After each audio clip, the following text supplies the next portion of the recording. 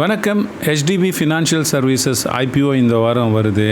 இந்த கம்பெனி யார், இவங்க என்ன பண்ணுறாங்க, இவங்களோட ஃபினான்ஷியல்ஸ் எப்படி இருக்குது, இவங்க பிஎஸ்ஸை கம்பேர் பண்ணும்போது இவங்க எப்படி பர்ஃபார்ம் பண்ணுறாங்க, இதோட கிரே மார்க்கெட் ப்ரீமியம் எப்படி இருக்குது, இதை வாங்கலாமா, லாங் டைமுக்கு வச்சுக்கலாமா, ஸோ இப்படி எல்லாமே இந்த வீடியோவில் நம்ம பார்க்கலாம். HDB பார்த்திங்கன்னா ஒரு அப்பர் லேயர் NBFC. ஸோ இவங்க என்னென்ன பண்ணுறாங்க அப்படின்னு பார்த்தீங்கன்னா நிறைய லோன்ஸ் கொடுக்குறாங்க.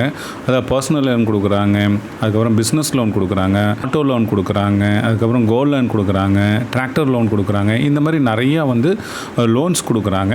ஸோ இவங்க ஒரு அப்பர் லேயர் NBFCன்னு சொன்னோம் இல்லைங்களா. So as per RBI guidelines பிரகாரம் இந்த அப்பர் லேயர் NBFC எல்லாமே அதை ஐடென்டிஃபை பண்ண 3 இயர்ஸ்க்குள்ளார அவங்க ஸ்டாக் மார்க்கெட்டில் லிஸ்ட் ஆகணும் அப்படின்னு சொல்லியிருக்காங்க. ஸோ அதனால தான் பார்த்திங்கன்னா இந்த கம்பெனி இப்போ லிஸ்டிங்க்கு வருது.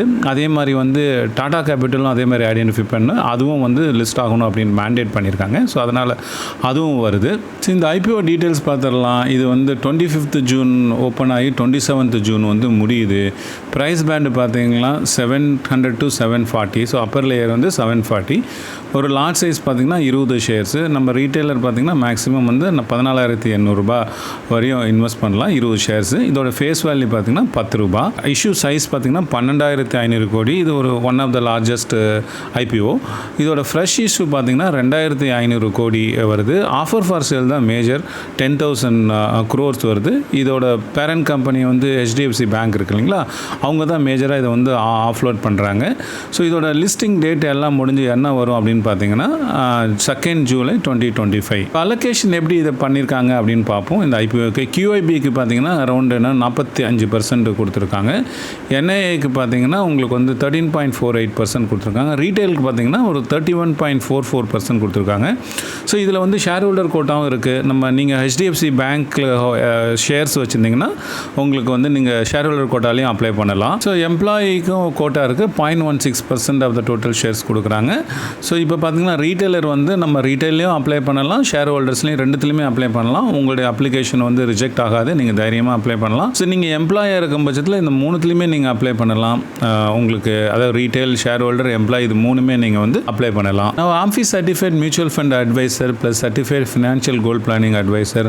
உங்களுக்கு மியூச்சுவல் ஃபண்ட்ஸ் பற்றி எந்த சந்தேகம் இருந்தாலும், இல்லை ஒரு நல்ல ஃபண்டு ஒரு லாங் டேர்முக்கு உங்கள் ரிஸ்க் ப்ரொஃபைல் தகுந்த மாதிரி செலக்ட் பண்ணணும், இல்லை உங்கள் கரண்ட் போர்ட்ஃபோலியோ அந்தளவுக்கு ரிட்டர்ன்ஸ் தரல, அதை ரிவ்யூ பண்ணி ரீபேலன்ஸ் பண்ணி, இல்லை ப்ராப்பராக அசட் அலோகேஷன் பண்ணணும், இந்த மாதிரி இன்வெஸ்ட்மெண்ட் ரிலேட்டட் எந்த கொரிஸ் இருந்தாலும் இங்கே கொடுத்துருக்கிற காண்டாக்ட் நம்பர்ஸில் நீங்கள் என்னை காண்டாக்ட் பண்ணலாம். இதோட ஃபினான்ஷியல்ஸ் குயிக்காக பார்த்துடலாம். இதோட டோட்டல் இன்கம் பார்த்தீங்கன்னா 2023 8,891 crore இருக்குது. அதுக்கப்புறம் 24 பார்த்தீங்கன்னா 9,300 crore.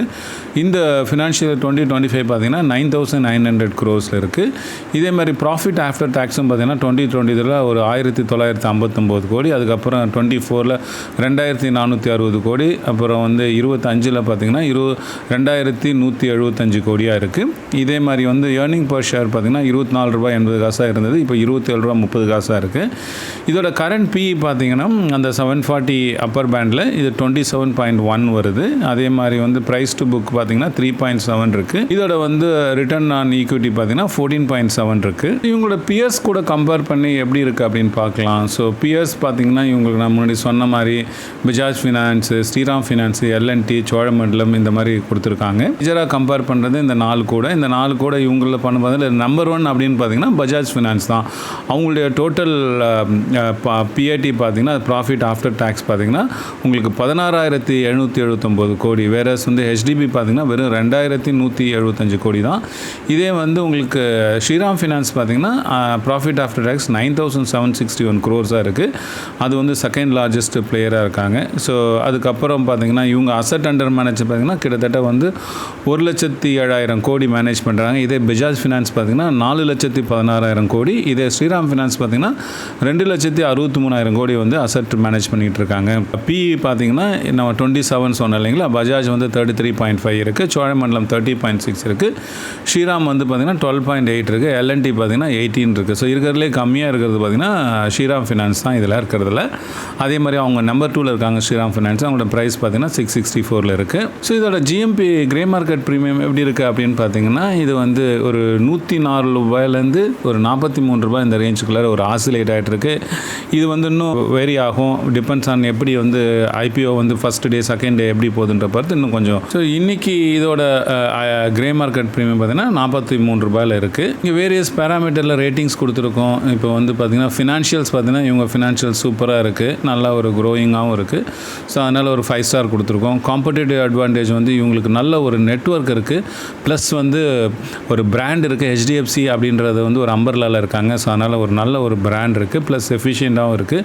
ஸோ அதனால் காம்படிட்டிவ் அட்வான்டேஜ்லையும் இவங்களுக்கு வந்து ஒரு நல்ல ஒரு ரேட்டிங் கொடுத்துருக்கோம். இந்த செக்டர் வந்து நல்லா க்ரோ ஆகிருக்கு. உங்களுக்கு தெரியும் NBFC தான் இப்போ நல்லா க்ரோத் ஆகிட்டுருக்கு. ஸோ அதனால் இவங்க கோல்டு லோன், ஆட்டோ லோன், இப்போ எல்லா லோன்லையும் இவங்க இருக்காங்க. ஸோ அதனால் செக்டர் க்ரோத்தும் நல்லா இருக்குது. டைவர்சிஃபைடு வந்து டிஃப்ரெண்ட் லோன் கேட்டகரி நான் பார்த்தோம் இல்லைங்களா, அதனால் ஓரளவுக்கு டைவர்சிஃபைடாக இருக்காங்க. அதே மாதிரி இவங்களோட ரெவென்யூ பார்த்திங்கன்னா பிஸ்னஸ் பார்த்திங்கன்னா நார்த், சவுத்து, ஈஸ்ட், வெஸ்ட் அப்படின்னு பிரிஞ்சு இருக்குது. ஸோ ஃபஸ்ட்டு பார்த்திங்கன்னா நார்த் நிறைய 32% அவங்களுக்கு இன்கம் வந்துட்டு இருக்குது. அடுத்தது பார்த்திங்கன்னா 26% வந்து சவுத்தில் வந்துருக்கு. அதுக்கப்புறம் ஈஸ்ட்டு, வெஸ்ட் இந்த மாதிரி இருக்குது. ஸோ ஓரளவுக்கு பேலன்ஸ்டாக இருக்குது. ஸோ டைவர்சிஃபைட் இருக்குது. IPO வேல்யூவேஷன் பார்த்திங்கன்னா இது 740ன்றது கொஞ்சம் அதிகமான ப்ரைஸ் தான். அதே மாதிரி இவங்க வந்து பியும் பார்த்திங்கன்னா ரொம்ப அதிகமாக இருக்குது. இதை கொஞ்சம் கம்மியாக ஒரு 500 ரேஞ்சில் இருந்துச்சுன்னா நல்லாயிருக்கும் இதோட IPO வேல்யூவேஷன். ஸோ அதனால் இதுக்கு வந்து வெறும் 3 ஸ்டார் தான் கொடுத்துருக்கேன் வேல்யூவேஷனு. அதே மாதிரி லிஸ்டிங் கைன் பார்த்திங்கன்னா இதோட ஆக்சுவலாக பார்த்திங்கன்னா இது அன்லிஸ்டடில் பார்த்திங்கன்னா போன வாரத்துக்கு முன்னாடி வரையும் பார்த்திங்கன்னா ₹1250 போய்ட்டு இருந்துச்சு. இப்போ பார்த்திங்கன்னா பயங்கரமாக அப்படியே இறங்கிருச்சு. ஏன்னா இவங்க ப்ரைஸும் இது கம்மியாக வந்திருக்கிறனால. ஸோ அதனால் வந்து இப்போ வந்து கிரே மார்க்கெட் ப்ரீமியம் பார்த்திங்க ஒரு ₹40லேருந்து ₹100 ஆசிலேட் ஆகிருக்கு. அதனால் லிஸ்டிங் கைன் வந்து ரொம்ப பயங்கரமாலாம் கிடைக்காது. ஒரு 5 to 10% கிடைச்சாவே பெரிய விஷயம். ஏன்னா இது வந்து உங்களுக்கு தெரியும் IPO சைஸும் கொஞ்சம் அதிகம். ஆனால் இது வந்து லாங் டேர்ம் இன்வெஸ்ட்மெண்ட்டுக்கு நல்லா வச்சுக்கலாம். நீங்கள் வாங்கிட்டு அப்ளை பண்ணிவிட்டு நீங்கள் மறந்துடணும், அடிக்கடி எல்லாம் செக் பண்ணக்கூடாது. ஸோ லாங் டேர்ம் வைக்கிறதா இருந்தால் இதுவும் நல்லா வரும். ஒரு HDFCக்கு மாதிரி இதுவும் நல்ல ஒரு க்ரோத் காமிக்கும். ஸோ நான் சொன்ன மாதிரி வந்து இது வந்து லிஸ்ட் ஆகும்போது பார்த்திங்கன்னா ஒரு 750லேருந்து 800 ரேஞ்சில் வந்து லிஸ்ட் ஆகிறதுக்கு சான்சஸ் இருக்குது. நான் இந்த IPO அப்ளை பண்ணுவேனான்னு கேட்டிங்கன்னா கண்டிப்பாக நான் அப்ளை பண்ணுவேன். நான் வந்து ரீட்டைல் கோட்டாலையும் ப்ளஸ் நான் HDFC ஏற்கனவே ஷேர் ஹோல்டிங் வச்சுருக்கேன், ஸ்டாக் வச்சுருக்கேன். ஸோ அதனால் வந்து அதில் ரெண்டுத்தையும் சேர்த்து அப்ளை பண்ணுவேன். நான் வந்து லிஸ்டிங்காகலாம் வச்சுக்கிறதில்ல, நான் லாங் டேர்முக்காக இதை வச்சுக்க போகிறேன். ஸோ அதனால் நீங்கள் அப்ளை பண்ணுறதா இருந்தால் நல்லா டீட்டெயிலாக அனலைஸ் பண்ணி உங்கள் ரிஸ்க் ப்ரொஃபைல் பார்த்துட்டு அதுக்கு தகுந்த மாதிரி நீங்கள் வந்து அப்ளை பண்ணுங்கள். நீங்களும் இந்த IPO அப்ளை பண்ணுற மாதிரி இருந்தால் கமெண்டில் செக்ஷனில் போடுங்க.